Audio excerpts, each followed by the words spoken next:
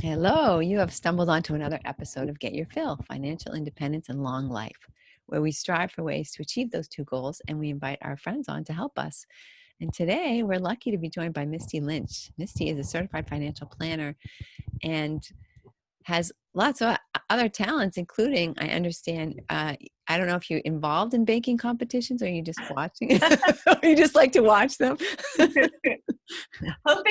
hoping to get my 6-year-old. I'm hoping that she's the one that's going to start bringing home the wins. That's it. But we'll see. A trophy mom. Yeah, doing a lot of stress baking over the pandemic. So. Well, at least you're keeping busy. Definitely. So, Misty, how does a certified financial planner differ from what we would all think of as just a regular financial planner? Well, sure. I think that certified financial planner. So I became a certified financial planner in 2011, and so it required some extensive coursework and an examination that at the time took 2 days to pass. So when I became a financial advisor, years before that, I basically had a book and studied and took a test in a couple hours. And really anybody that it's just kind of a term, financial advisor, financial, like baker. Yeah. Yeah. So, I mean, it could be somebody with little experience. So as a certified financial planner, you have to have, you have to have years worth of experience in the field. You have to go through you have to have a college degree still. And then you also have to take, coursework and training. So it's just a little bit more credentials, a little bit more, studying and work behind it to have that certification. It is also one of the hardest tests I've ever taken in my entire life. And I enjoy taking tests. So, but other than that, I mean, that's really what the difference is. But for clients, what's important is that we're held to a certain level of ethical standards that are not universal across the finance industry. People might have heard of a fiduciary standard. We're held to that, where we have to make all of our recommendations, all of our advice has to be in the best interest of the client, not ourselves, which seems easy. Seems like that should be everybody. But other people in the industry are held to a different suitability standard, which just means they have to sell somebody something that is suitable for them, not necessarily the best thing for them. So if you have somebody who maybe gets compensated a little bit more with one product that's suitable versus a different one, it's trying to get rid of that conflict to say we're always required to make sure that everything we say is in that client's best interest. Yeah, it's interesting how when I had an account at a certain, or rather when I had a financial advisor who was at a certain brokerage or whatever, that seemed to be the majority, or actually that's all I had for investments, right? If you have I mean, not to pick somebody, but like if you have an American prize or whatever, I forget who it was. It was Amera something. It's been a while since I let other people manage my assets, but yeah, and that's all I had was funds from that particular company. Right. So there could be a lot of others that might have been good for me, but obviously that's all the ones they were interested in selling me. Yeah. Yeah. And so that's why I work with a firm now where we actually have 2 portfolios that we run. They're 100% stock. Some are the utility stocks and some are in growth stocks. And we're, basically just looking at these companies and putting them up against, our criteria to see if we want to buy them, when we decide we'd sell them, and what we'd want to do next. And so there's no, different commissions. I don't sell any insurance products anymore, even though I think insurance is a big part of a financial plan and picture. I'm outside of that now. So really all of the advice or any of the stocks that I put my clients in are because those are the best ones that we think would meet their needs. Yeah, excellent. Well, another thing, not to get too far off track, because we are here to talk about millionaire mindset, but sure. A regular financial advisor is never going to recommend that you put any of your money into real estate. And as a real estate agent, I happen to think real estate's a great investment. Mm-hmm. But there's no commission in it for them, so they would never suggest it. Do you ever recommend clients put real estate into their portfolio? Yeah, I think that would be something that most people, I don't sell real estate. I wouldn't make a dime. However, when I do financial planning work with clients, my job is to figure out what that client wants in their life.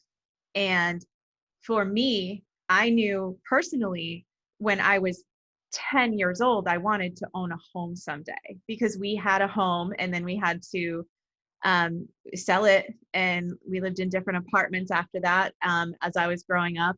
And I wanted always to own a home. So no matter who I worked with financially, like they could tell me all day long to, put your money in this type of investment. But for me, before I was 30, I was going to own a home. And Yeah. so that's exactly what I did. So I think that's a huge part of, financial planning. It can be, yes, this is the right rate and this is the, returns. However, you really have to know what their real goals are. And sometimes they're very different. Yeah, definitely. So this is actually part 3 of our millionaire mindset series. Mm-hmm. And I wanted, well, first of all, how would you define financial independence? Or, I mean, because millionaire is more of a, right, if you spend 10 million and you only make 9 million, Yeah. you're still broke. Yeah. No, I mean, for me, I think mindset is very important.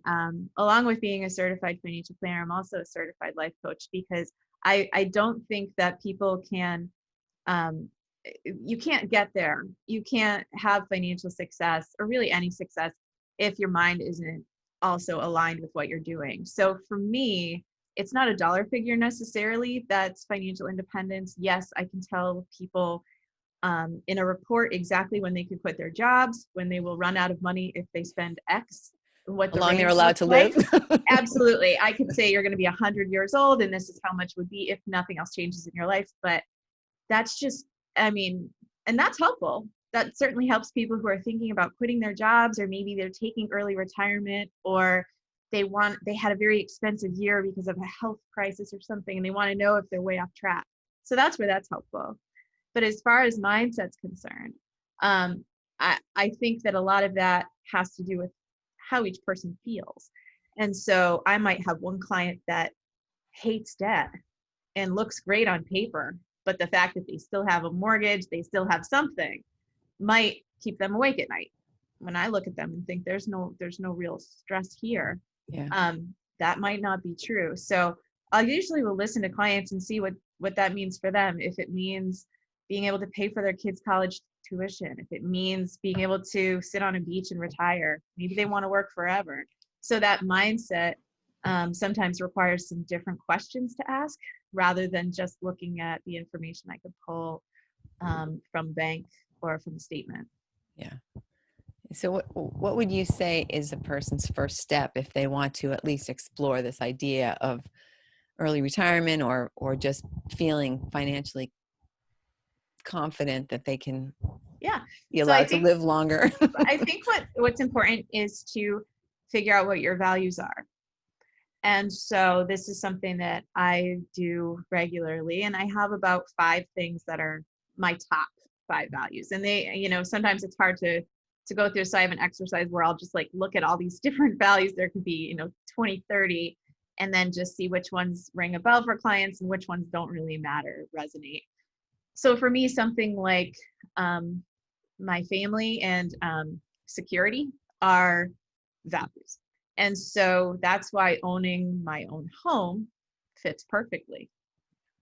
I like knowing where, I like having my house. I like the fact that I can have my dog. I like that there's that stability is there. Yeah. Also, with my kids, I mean, the other day they had a school book fair. I like the fact that I have enough money that I can just get whatever books they want. And if the teacher had some books listed, I could buy some of those too, because that aligns perfectly with my values. Because my children, their education, my family, like those line up. And so that makes me feel good about spending as much as possible there, as much as I need to. Well, there's certain things that people maybe are spending a lot of money on that they don't value. Maybe they have gym memberships they don't go to, or they pay for, but they don't really use it, or a lot on entertainment, TV, cable, and they're not watching it. So those bills are harder to write, Yeah. to write that check for, because you don't get anything out of it, or it's not really aligned with what you told me you care about. So what I'll do is I'll look at clients, some of their checking account statements, their calendar. And so they may say, health and fitness is really important to me, and they're not spending any time on it, none of their budget on it. And then it's like, okay, well then, what if we looked at where you are spending money that maybe doesn't feel good and shift it around? Then it makes the saving and the investing part, we decide what needs to be done there. Maybe that runs in the background. If it's not there, they're not happy to, go look at their investment balance. Maybe they don't care about that. Put that on autopilot. We can adjust that when we need to. And then when they know what's left in their checking account, say, can go towards those things that feel really good, like maybe their friend's running a race or raising money for charity.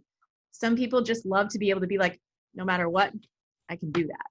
And so I think that mindset part, once you get those goals kind of lined up with, what you have to spend, then things start to feel better, even if it's a small amount.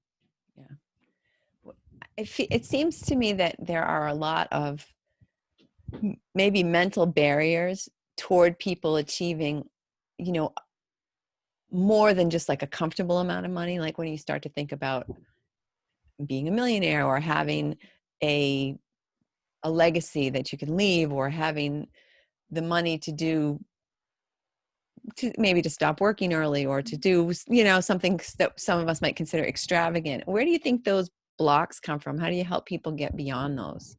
I think when we try to think about if you don't have evidence of something happening. So maybe if I'm sitting here thinking I'm gonna have $1 million income, I've never seen that happen yet. Thinking I could make $100,000 might seem easy to picture if it's something you've already done. And so you can't look to the past for evidence that something's going to happen that is a goal that you haven't reached yet. So you have to almost start thinking like a person who's at that state already. What type of decisions would that millionaire business owner make versus you, business owner, just starting out? And your brain, if you ask a question, it'll find an answer. It will. It's just, if you're just thinking, well, I've never done this, you're going to come up with a million roadblocks and doubts, reasons why it's probably not going to work out. You'll find a ton of those. But you have to kind of push yourself to say, okay, if I was to be a person who's leading a 20-person team, or has these type of executive decisions to make, you might not be there yet, but it'll just cause you to think a little bit differently. And that can help you get past those blocks, because really you're just asking yourself a different level of questions. Maybe you have to start looking at what certain people in different levels of success are doing. What do they read? What are they thinking about? Where do they spend most of their time and money? And so I think that could be one way to back into success, is to try to picture yourself there. And how did you get there? What did that person do? It's almost like if you're picturing yourself losing 100 pounds or something. Well, did they beat themselves up every time they had, a couple of chips, 2 years in? No, of course not. They're not going to do that. That person 10 years from now, who's exactly where they want to be, is going to, keep moving forward and brush themselves off. Yeah. And so I think it could be the same way with financial success. Well, and also when you are thinking like, today it's just me, but at some point in time there are going to be more people, you can make decisions that will keep those doors more open. Yeah. As opposed to, I'm going to do whatever, you design this, I'm going to make some written instructions of how my future secretary is going to answer the phone, and this is how this person is going to know what their job is going to be, whatever. Yeah, and I think that can help, especially with, well, we'd want to have some sort of tracking system, or maybe we'd want to have some technology where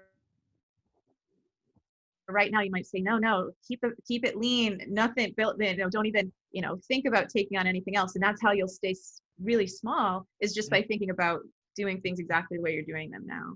Yeah. In my industry, I've listened to a lot of people who have grown their real estate businesses to be very successful. And the thing that they all say is, we had procedures, we had plans, we have books, we have ways to help to deliver a consistent product to everyone. And Yeah, because backing into that too can be difficult. Once you do have a couple people working there that maybe do their own thing their own way, then all of a sudden they leave, and it's a real scramble to figure out, well, how did they do this part of their job? And so, I worked in operations and compliance for a number of years as well, in the financial industry.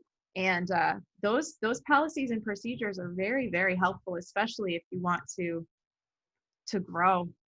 Yeah, definitely. How has your relationship with money changed over the years? Do you feel it's changed or it's evolved at all? Yeah, I when I was growing up, like I mentioned before, my parents were self-employed. And so I saw the flexibility and the freedom. They never asked their bosses for time off. That just wasn't a thing. Right. However, with I saw the bad side too. I saw the side that if a client doesn't pay their invoice, or it's Christmas time and they decide they're not going to pay until February, that we could go 6 weeks, 8 weeks without any income coming in at all. Yeah. And there's no unemployment. I mean, now there is for some of the pandemic relief, but Yeah. back in the 90s, there was no unemployment insurance for someone self-employed. Yeah. We would just have to be, and my parents both had very different mindsets. My father just saw the ability that he had to create money when he wanted to, and to be as busy as he wanted to. And my mother had a lot of scarcity, a lot of fear, trying to keep the house running with nothing coming in. Yeah. And it was very scary and depressing sometimes.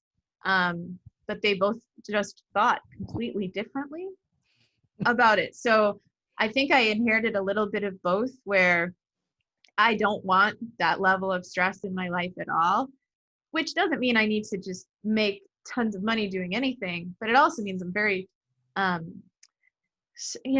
really am conscious of how I take on debt, how I spend money, how I invest it and save it. Yeah. And I don't apologize for that. Sometimes I don't buy my kids everything they need or want because I'm putting money into something else.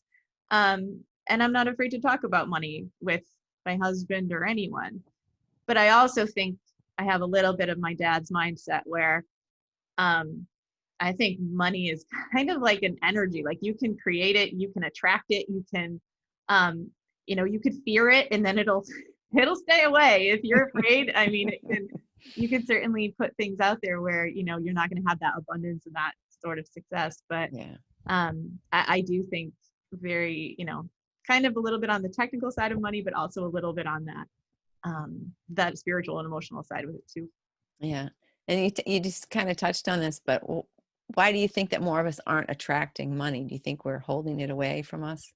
I think money is something that we don't really always have a lot of confidence in because, well, maybe we're, even if you grew up with money and your memories from first memories of money weren't that you didn't have enough, people don't really talk about it. People with a lot of money tend to be ashamed of how they came into it or how much they have or how little other people might have sometimes, where they might not talk about it for that reason. Yeah. People without money might talk about it all the time as difficult, hard, always going to require a ton of effort, never going to be enough. And so those are things that we hear starting out, I mean, really, really young. And then we don't really have a lot of financial literacy or education when it comes to what we learn in school. Yes. And also a ton of teachers are in a lot of student loan debt themselves. I mean, they're not maybe the ones who want to be talking money or teaching money. And so there's really everybody's kind of on their own to figure it out. And traditionally, financial advisors work with people who have it, not people who are acquiring it or want it. Yeah. And so literacy and I think access to good financial advice and planning is opening up. It's one of the reasons I started writing my blog was just I wanted to write about things that anybody can do that could improve their credit score, help them understand, their loans, maybe attract more money by thinking about it in a different way rather than it's so hard, it's never going to be enough. Because if you had a person in your life, like say your boyfriend or your whatever, and you thought about them. They're not as good as everyone else's. It's never going to be enough. They're kind of pathetic. I really don't like them. How is that relationship going to grow? It's not. It's not. And so I think of my money that way too. I check on it. I think about it. I want it to be happy and grow. And that's the Throw kind of, parties for it. yeah, like, it's just like, look at you, credit score. I'm so proud of you today. Like, that's great. And that's how I think that that's a way to keep something, going in the right direction. That's an excellent analogy, actually. You celebrate it. Look what we did. Oh boy, oh, we're And I going mean, through a rough patch, but don't worry. okay, paying down debt is progress. Yeah, That's exactly. good stuff. It's not going to always be a lottery win. I mean, Yeah. that's not normal. But I think that effort and that consistency can be, like any relationship, you got to work at it. It's true. It's no Prince Charming when it comes to No, finances. no, you're not gonna have some uncle you didn't know about suddenly pass away and leave you some money. Like, those things happen, and people want that quick win because it's painful and it's hard. But most of the things that are worth it are.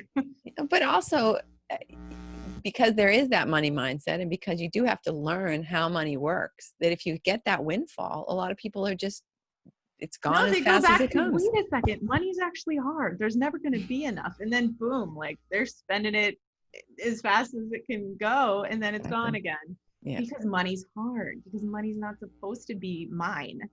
It's other people's, not me. And so Right. I Right. think if you have the right mentality, and I had a pretty good mindset even when I was waiting tables and paying off student loan debt and trying to figure out what I should do.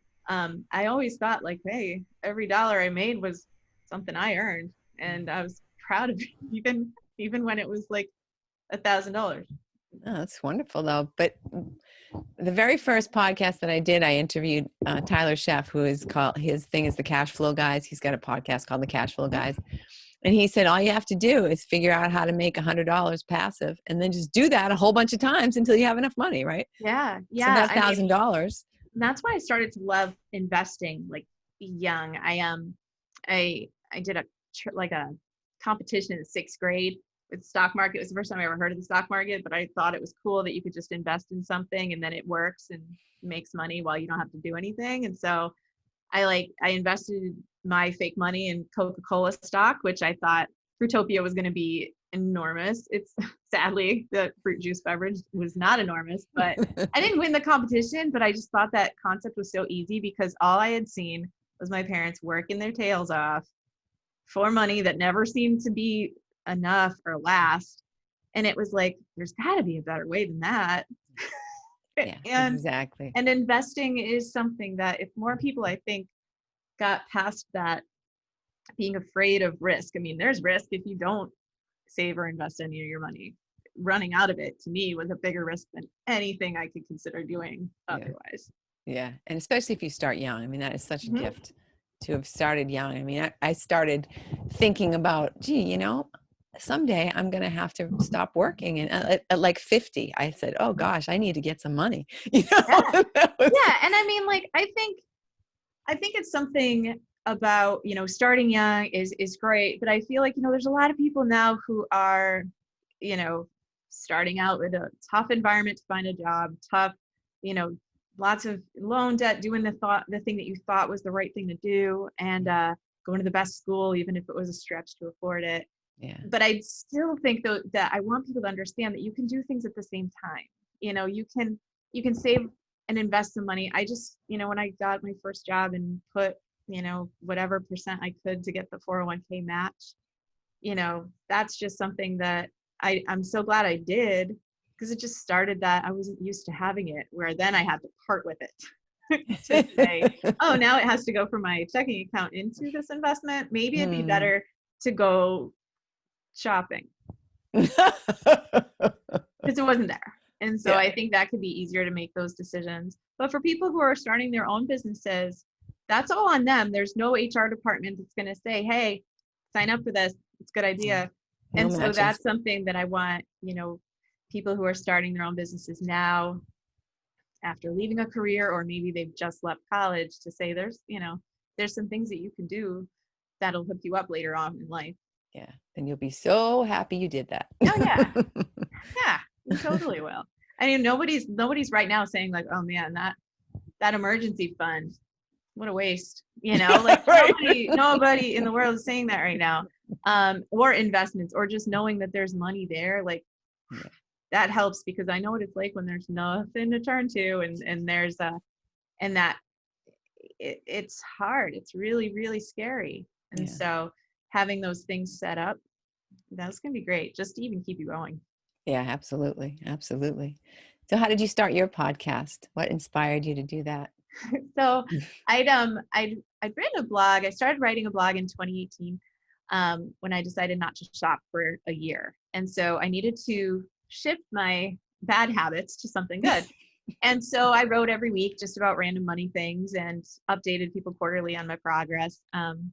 And then after like a year and a half of blogging, I'd been a guest on some podcasts and some shows, and I was like, wow, this is a lot more fun than writer's block.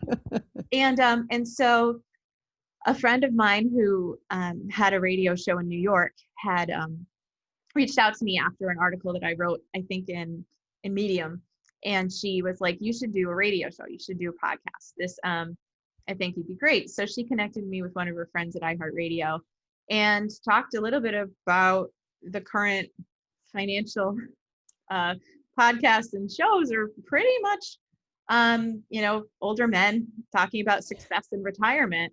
And so I wanted to talk about how people created their businesses, what they're doing with their money, how they love to spend it, what how you could take something that maybe was a hobby and turn it into a lifestyle and an income stream. And so that's kind of how I pitched the show. And now it's great. It's been a lot of fun just talking to different people about how they think about money and how they manage it. Yeah.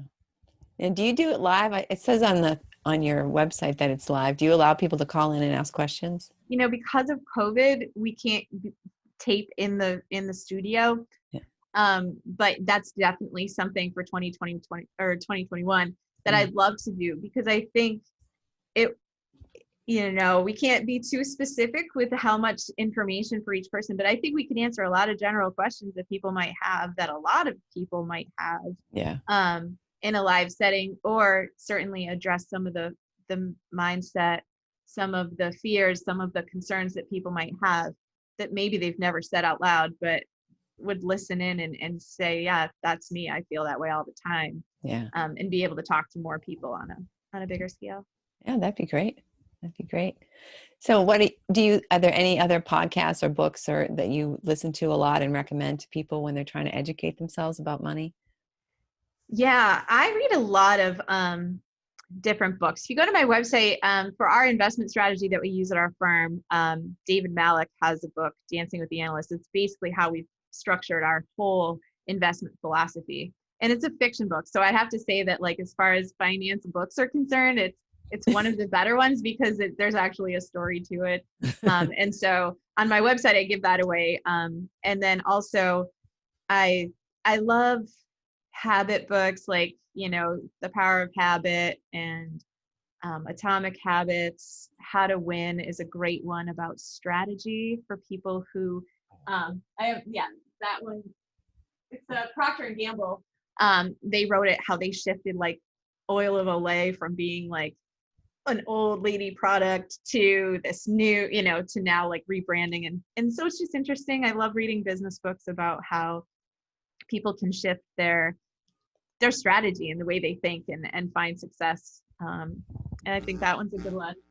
And also, my favorite book forever is probably Man's Search for Meaning by Viktor Frankl. That's a short one, but it's about a man who was I think he was a psychiatrist in a concentration camp, and about how his mindset kept him alive and how other people's mindsets didn't. And it was just, I mean, granted, of course, other thing, but some people who thought they would make it a certain number of days, made it exactly a certain number of days, you know. So it's a very fascinating and inspiring book.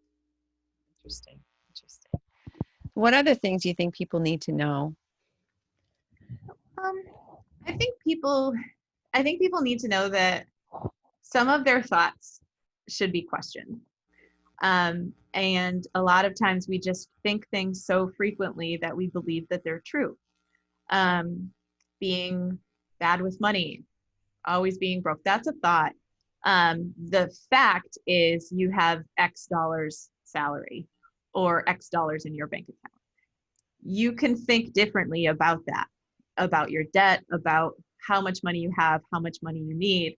Those are optional and they're thoughts. And so when I talk to some people who just tell me things like, I'm never going to be able to retire, like it's the weather, I'll put say, is that true? How do you, you know, would somebody else look at, you know, and know that off the bat? And so that could be hard to do. And sometimes it's hard to just be like, I'm going to think I'm a millionaire and it's just going to happen. Like you can't wish your way, but you can also say, I have enough money for today.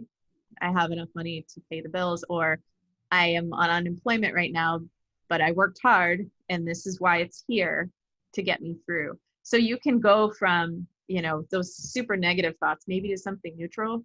Mm-hmm. And then that's easier to then make that jump to something more positive that'll get you where you want to go. Yeah, no, that's excellent advice. Excellent advice. So are there any questions that you would wished I would have asked you? No, this was great. I'm very happy that we were connected with each other, and I look forward to catching up on some of the other shows that you've done. I think it's a great topic, and I think it's the more we start talking to people about their mindsets, maybe the easier it'll be for them to believe in themselves a little more too.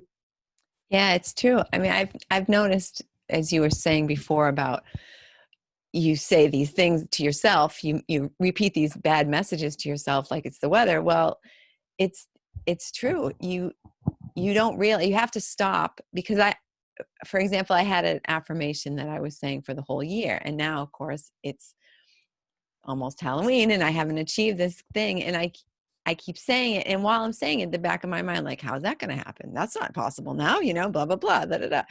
Well, of course it's possible. And so I have to sort of shift it and say, okay, but what could happen? Like, imagine something that could happen that could make this, you know, anything. Like one of my mentors has us do income circles, right? Where all the different places where you could potentially get money.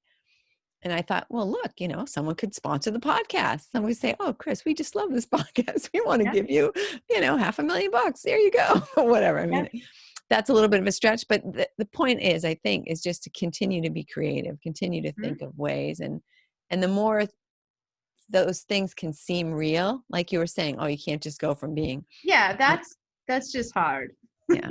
Because you're not going to believe it. Right. Like you're going to say, yeah, okay, sure. You're, you know, you're this, but I think you can start with just maybe trying to get rid of, like, when those negative thoughts come, you can say, no, well, like that's not what I want to think. You know, I can think that maybe there's still 3 months left of this year, or there's this many, you know, there's this many days to do this. And this is, you know, if someone wants to sponsor a podcast, what does that look like? Maybe I could just read a little more on that, you know. And I think you can do those sort of things, especially if your goals are, and you should set goals that are big. You should set impossible goals.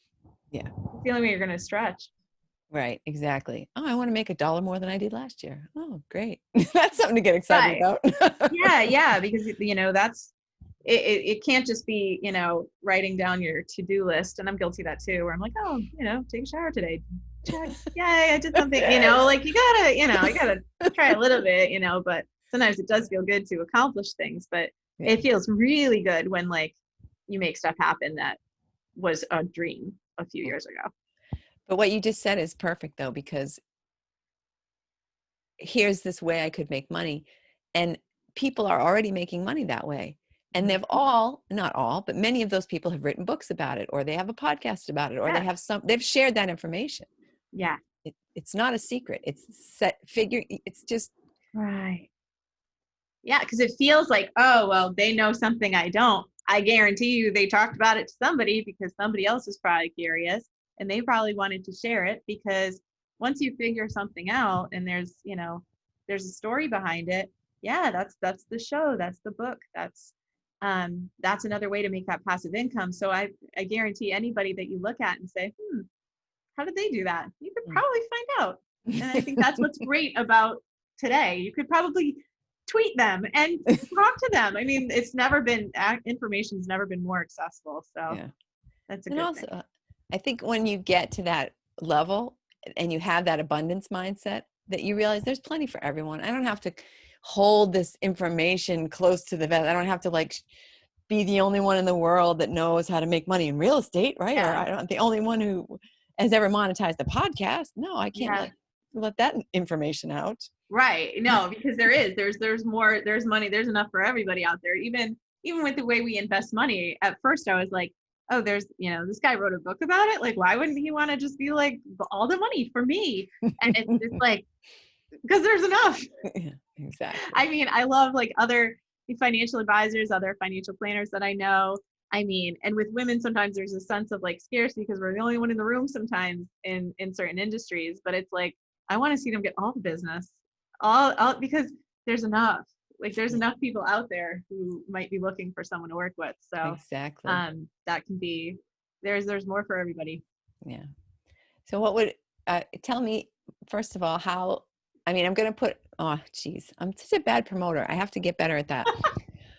Hopefully, the editor cuts that out. You can pause. All of the links, all the books that we talked about, a link to your website, and the video, if people want to watch the video, it's all going to be on the website, which is getyourfillpodcast.com. And I invite everybody to subscribe to that podcast because you don't want to miss another action-packed, exciting episode. And also to share if you know anyone who you think can benefit from this idea of abundance and financial independence and ways to achieve goals, then please share the episode with them. And the reason that all came up is because I was going to ask you, aside from going to the website and just clicking the link, what's the best way for people to reach out to you if they want to get your advice on planning their futures? Yeah. So on my website, there is a link to my calendar where, I'll have a intro call with really anybody who's thinking about financial planning or investing. Also on social media, Misty Lynch CFP. I think on LinkedIn it's just Misty Lynch, which is one of the benefits of having a unique name. So very easy to find, and yeah, feel free to connect or interact with me there. Or head over to the website. Excellent. And the show is on WRKO in Boston on Sundays at 2, but you can catch the podcast. The podcast is wherever you podcast Modern Money with Misty Lynch, and those episodes update every Sunday. Excellent. Excellent. Thanks so much, Misty, for being with us. Thank you. I love the information you shared in your perspective on things, and just, a wealth of knowledge. Thank you. Thank you for having me on. And thank you, listener, for listening. And please be sure to be here next week because we've got lots of other experts, I guess you would call them, on creating a millionaire mindset that are going to be checking in with us. I could tell you who next week is going to be, but I'm not going to. I'm going to leave it as a mystery. Suspenseful Halloween episode suspense. Exactly. That's right. Tomorrow's Halloween. Oh, awesome. Well, if you listen on, this will actually air the the podcast, day after it could be Halloween. really any day in the world, but yeah. Exactly. It could be next Halloween, maybe. Awesome. I'm gonna just